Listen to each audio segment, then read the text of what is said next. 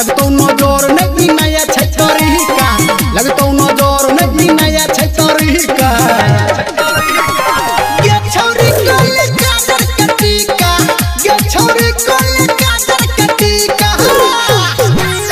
DJ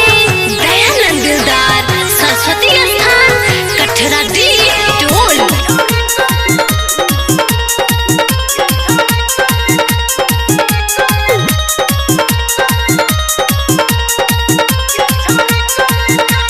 चढ़ल छो तोहर 16 के उमरिया छोड़ा हा सबके खराब छै नजरिया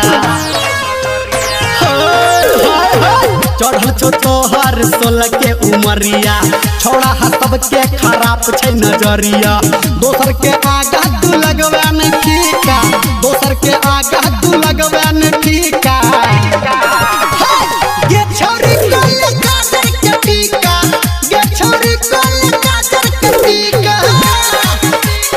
डीजे दयानंद दिलदार सरस्वती स्थान कठरा दी टोल रिकॉर्डिंग स्टूडियो